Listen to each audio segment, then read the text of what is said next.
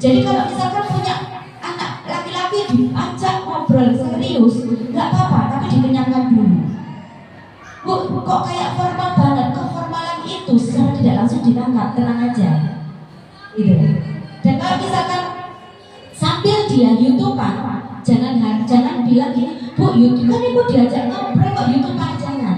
Ingat, di dalam konsentrasi di tingkat betanya anak pada fokus di HP-nya, ketika ibu soundingkan ini positif verbalnya, itu anak itu secara tidak langsung itu menyerap sendiri, Bu. Jadi kalau misalkan Bu main HP kok diajak ngobrol, panggil 3 kali, ketika dia tidak nyaut atau tetap fokus, cepat-cepat sounding. Nah, ibu itu gini, lo Bu gak direken, gitu kan? Kadang orang-orang lihat itu, mau ngajak ngomong kok gak direken, Bu lihat YouTube. Tenang, teorinya meskipun dia lihat YouTube, di otak bawah sadarnya daya fokus itu tertancap di YouTube itu masuk. Anjirnya masuk gitu. Kenapa saya itu anak saya nyampe dari maaf nenek ya, nyusu gitu ya, tidak nyusu, pakai pempes dan tidak pempes, itu tanpa drama karena saya melakukan sounding. Setiap mulai terlelap mau tidur saya bisikan, nah sudah besar, mimiknya di gelas, makannya sendiri, di sounding. Ambil, kalau mengerti dianggur ya nak, sudah lihat dia itu loh, gitu. Dan itu yakin pasti berhasil, karena itu adalah teoritisnya kalau bisa dilakukan dengan maksimal akan berhasil. Jadi panjenengan kalau pengen apapun anaknya, jurus pamungkasnya selain doa sama Gusti Allah, ya udah sounding, seperti itu dan kuat. Peluk, kasih sayang, jangan terlalu di judge atau di apa ya istilahnya ya, di judgment itu apa ya, dituduh, dilabel gitu. Nah Bu, aku loh Bu nggak sekamar Bu, sebelum tidur itu kan panjenengan biasanya kan ngobrol, atau kalau sudah besar susah pastilah anak-anak itu kan bergawai gadget, ketika dia fokus masuk di sana itu begitu Bu ya, itu yang bisa saya katakan. Tetap semangat, tepuk tangan buat Bu Wahyu. Ya, siapa lagi? Monggo Ibu selanjutnya yang belakang angkat tangan atau saya yang nunjuk ini ya Ibu. Jangan nanti kalau ditunjuk berberak di sini ya Allah, aku tanggung jawabnya. Monggo, Bapak mungkin? Boleh, monggo Pak. Oh tidak, mau silakan. Enggak, terima kasih. Ada lagi? Tadi yang sempat menjawab pertanyaan atau memberikan pendapat boleh dikasihkan Mbak Bu. Siapa tadi ya? Iya, monggo. Boleh. Saya kasihkan sendiri dari siapa ya? Baik Bapak Ibu, Mbak sama Mas ya, sama siapa tadi ya yang itu? Bapak ini juga tadi. Kalau masih ada yang ditanyakan, ambil Bapak. Sama. Masih ada lagi yang ditanyakan Bapak Ibu? Sudah mau pukul 9 ini. Ada? Oke, monggo Ibu. Ketemu Bu Zetri loh ya. Beliaunya itu kuat. Monggo. Assalamualaikum warahmatullahi wabarakatuh. Apa masalahnya tuh sekarang HP ya Bu ya? Saya masih bingung gitu, gimana caranya untuk membatasi gitu ya. Soalnya kadang diomongin itu sulit. Karena saya juga itu satu kelas 6 itu yang lebih sulit kajiannya itu. Apalagi di usia saat itu sekarang udah di tas begitu. Saya nggak bisa kontrol apa yang dilihat, apa yang itu. Terus gimana caranya gitu Mas? Terima kasih. Terima kasih Bu. Siapa? Bu Rini, luar biasa sekali ya Bu Rini ya. Bu, saya punya anak Bu, dua deh. Satunya kelas 6, satunya SMP. Iya ya Bu, ya caranya Bu karena kadung HP yang itu nggak tahu waktu gitu. Apakah ada yang punya permasalahan yang sama Bapak Ibu? Sama ya. Dan itu biasanya kalau panjenengan disaut HP-nya. Akhirnya tadi di password loh Bu, saya itu tidak bisa kontrol. Ibu, itu adalah hal yang tidak asing.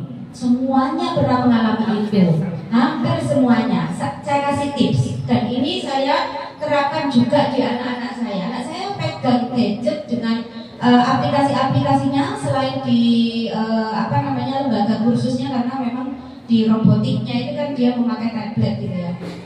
Itu setiap hari Sabtu dan Minggu saja. Setiap hari Sabtu dan Minggu. Mungkin kalau SMP tidak seperti itu karena mungkin kebutuhannya lebih dari itu ya. Caranya adalah secara langsung. HP-nya dikasihkan asuransi dulu, dikasihkan. Boleh pegang ini 1 jam ya. 1 jam. 1 jam. 1 jam ya. 1 jam kamu boleh berselancar, entah game, entah YouTube, entah apa. Apakah di sekolah memberikan pada untuk aplikasi WA untuk siswa-siswinya? Oke, berarti kan itu tidak bisa kita singkirkan. Mau nggak mau anak-anak juga harus berkomunikasi di WA grup itu, begitu. Nah, Bu saya nggak bisa kontrol Bu, di password Bu, ajak komunikasi. Nah, supaya HP ini bermanfaat, supaya HP ini tidak disita oleh ibu, sekarang kita bersama-sama berkonsekuensi. Kasih perjanjian, HP-nya full boleh dipakai, tapi 1 jam saja boleh kamu bebas berselancar. Ketika nanti ngambil, kalau ibu sudah bilang hitungan ketiga dikasih. Bu, anaknya itu sudah besar Bu, tidak bisa Bu digitukan gitu. Sonding itu kan nggak bisa sekali 2 kali Bapak Ibu. Jadi kalau pertama kali gagal, oh Bu Zetri gak mampan ini Bu, tak pedukan. Jangan sekali toh, 2 kali, 3 kali. Kita sudah di SMP ya, 4 kali. Jangan lelah. 1 jam boleh berselancar, setelah itu enggak. Jadi harus tegas. Gitu. Kalau di usianya SMP kelas 7, 8, 9 itu kan kita harus sudah menanamkan kedisiplinan dan ketegasan yang sangat luar biasa dibandingkan yang di umur SD 7 sampai 12. Nah itu ya Bu ya, jadi harus telaten. Yang pertama, jangan diburukan emosinya di waktu, schedule. Oke, kamu boleh berselancar 1 jam bebas, selebihnya hak milik ibu untuk bisa ngontrol. Kalaupun berkomunikasi dengan sekolah, saya kira juga tidak seharian penuh ya. Jadi ada waktu-waktu tertentu gitu. Tetap semangat itu Bu ya, harus fokusnya di sana. Masalahnya itu anaknya begokan gitu loh Bu. Begokan itu apa Bu? Ini gini, ngambek. Oh ngambek. Bu, ngambek itu jangan kesusu dinenteng Bu ya. Biarkan dia meluapkan kekesalannya, meluapkan kemarahannya, dituntaskan. Karena kalau tidak tuntas itu kebawa masa nanti ke dewasaannya. Ketika dia dewasa, masa ketuntasan pelampiasan amarahnya di masa sekarang ini belum tuntas, itu menjadikan sesuatu orang yang mudah pesimis. Jadi kalau ketika dia ngambek, biarin dulu. Umurnya berapa Bu? Kelas 6 12, berarti maksimal 12 menit. Maksimal 12 menit dibiarin. Tapi jangan dibiarin selamanya. Nanti akhirnya menanamkan anak ibu nggak ngereken. 12 menit dibiarkan. Jangan ditanya, jangan direspon, jangan dilirik, diemin 12 menit. Baru setelah itu datengin. Kalau masih ngambek, datengin terus. Ngasih lagi, datengin. Peluk, baru itu diomongkan. Nah, kamu pasti muarah ya, ngambek ya, nggak nyaman ya, makanya tak ambil ya. Utarakan. Terus tujuannya ibu itu ingin apa? Diutarakan. Ibu ini pengen kamu itu disiplin. Nah, gawe itu kan nggak bagus kalau selamanya seharian penuh. Apa yang ibu inginkan? Jangan didoktrin ke kamu harus ini, kamu harus tidak. Tapi ibu pengen apa? Fokus ke sana. Ibu pengen kamu itu tertib. Ibu pengen HP ini bermanfaat. Ibu pengennya ibu diluapkan di sana. Nah, masih mau marah, masih pengen marah, masih nggak nyaman. Laki-laki atau perempuan? Kalau laki-laki, ayo yuk makan bakso sama ibu, gitu ya kan? Kan kuncinya makan, rem dulu gitu ya kan laki-laki. Ayo yuk makan bakso gitu kan ngobrol. Cepat-cepat dialihkan seperti itu, gitu Bu ya. Gitu. Oke, Oke, terima kasih Ibu. Mungkin gitu. Ada lagi? Oke, monggo Bapak.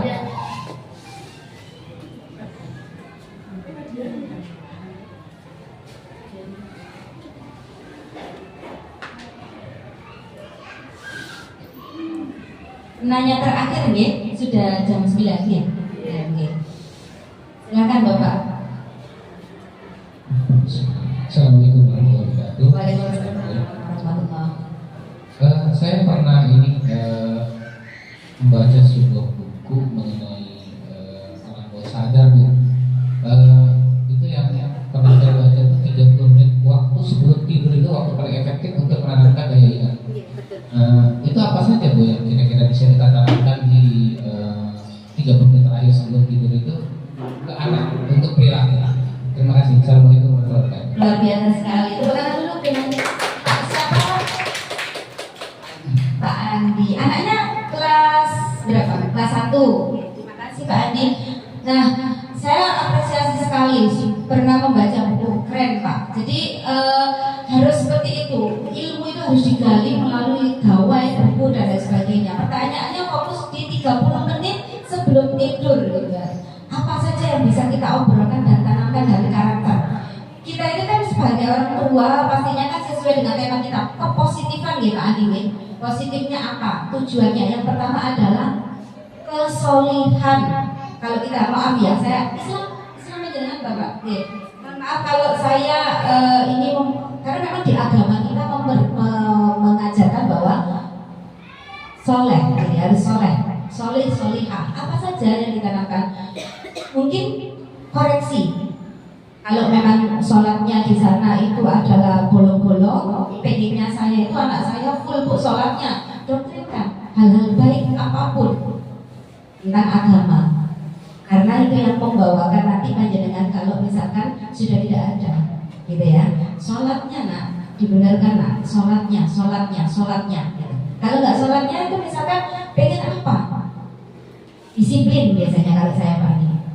Nah, hari ini kamu ngapain aja di sekolah harus selalu disiplin ya, selalu taat patuh sama bu gurunya yang baik bicaranya ya, selalu berbuat baiknya seperti apa, diberikan contoh. Kalau anak saya masih kecil paling sesama temannya kalau punya jajan berbagi, kalau sama temannya berkata yang baik, mainnya yang baik, jaga kebersihan di kelas, membuang sampah sebelum masuk sampahnya dibuang di tempat sampah. Hal-hal sepele Pak Andi, tapi tetap pada hal yang positif. Kalau penjenengan pengen anaknya itu hafiz atau hafal Quran atau tahu masa depan, kamu harus bekerja yang baik, yang benar, jujur, berperilaku yang apa, pokoknya sondengan yang positif. Mulai dari segi agama, dan yang kedua ketaatan pada orang tua atau ketaatan kepada panjenengan yang ada di lingkungannya. Nah, sopan ya, selalu nurut apa kata papa, selalu nurut apa kata bunda. Kalau misalkan di sekolah selalu berbuat yang baik, gitu. Jadi sondingan kata-kata positif dan keinginan panjenengan ke depannya.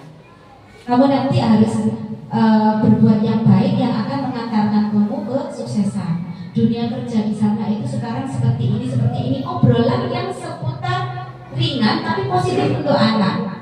Jadi itu yang perlu ditanamkan Pak, selain agama. Itu yang saya alami. Boleh kalau misalkan cita-cita kita tidak seharusnya mendoktrin Pak. Kalau misalkan kamu nanti harus jadi polisi loh, nah polisi itu enak keren, tidak seperti itu. Boleh. Kenapa Pak? Mohon maaf.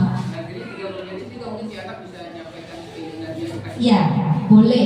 Jadi sambil ngobrol. Tapi nanti kok ya sudah lelap gitu Pak, sudah liap-liap itu sondengnya dikerasin Pak. Bapak pengen apa? Nah, kalau sudah sukses jangan lupa selalu tawaduk, taat sama ibu bapak ya nak ya. Selalu sholatnya dijaga ya nak ya. Sunding terus Pak. Anak saya kita lihat ada apa yang harus dilakukan, Andrea itu sudah lari tanpa disuruh sholat tidak. Gitu. Saya merasakan itu, tapi benar-benar konsisten. Hari ini sondeng, besok enggak. Hari ini sondeng, besok enggak.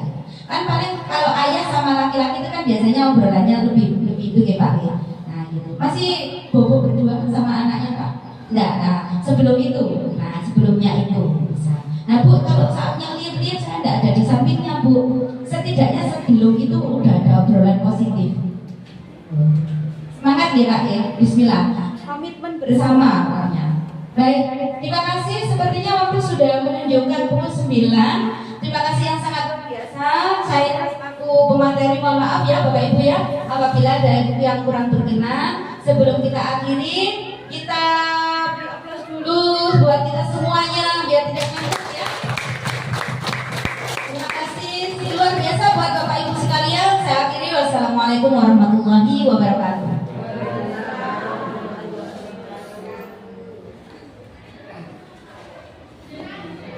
Terima kasih kepada Ibu Zuni Eka Tiasifalianti SPD MPT yang telah memberikan ilmu-ilmu dan pesan-pesan dalam peran keluarga untuk anak-anak kita semuanya.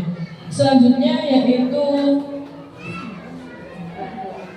sambutan terakhir, yaitu sambutan dari penasehat komunitas berkah Nusantara. Waktu dan tempat dipersilakan.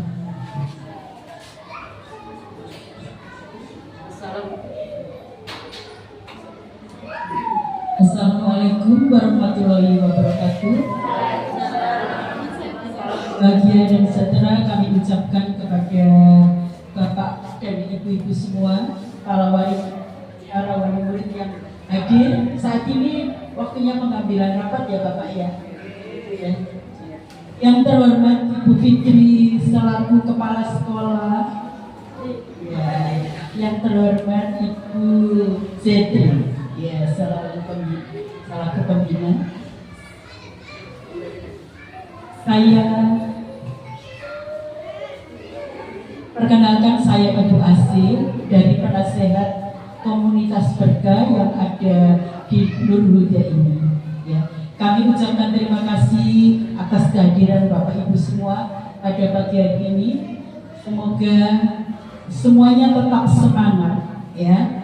Nah, untuk penjelasan yang panjang lebar dari Ibu Zetri tadi, semoga bisa bermanfaat untuk kita semua, untuk pembinaan anak-anak kita semua ya. Nah, kemudian saya mengucapkan terima kasih atas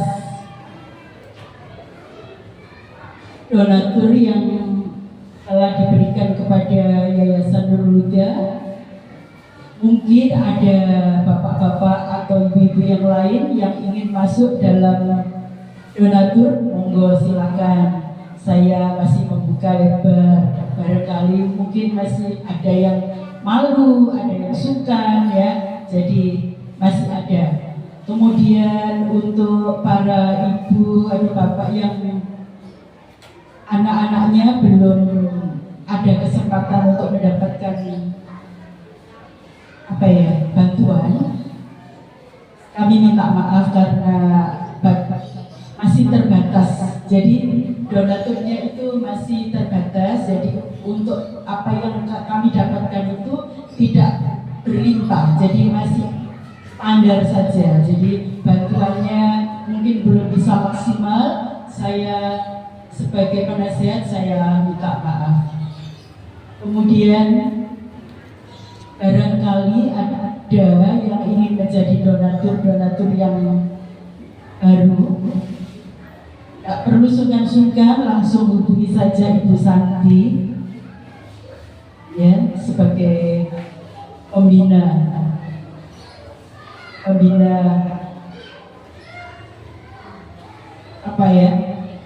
komunitas berkah Nusantara yang ada di Nur Huda ini. Jadi masih dibuka lebar atas bantuannya. Sekali lagi semuanya kami ucapkan terima kasih dan saya akhiri sampai di sini. Wassalamualaikum warahmatullahi wabarakatuh.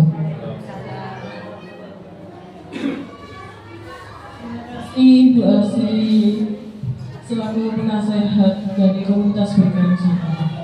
Di penghujung acara yaitu penutupan dan selanjutnya akan dilakukan atau dilaksanakan pengambilan rapat tahun 2022-2023 semester seganjil ya Bapak Ibu. Di sini saya selalu membawa acara, mohon maaf yang sebesar-besarnya apabila kata-kata dan perilaku saya yang kurang berkenan.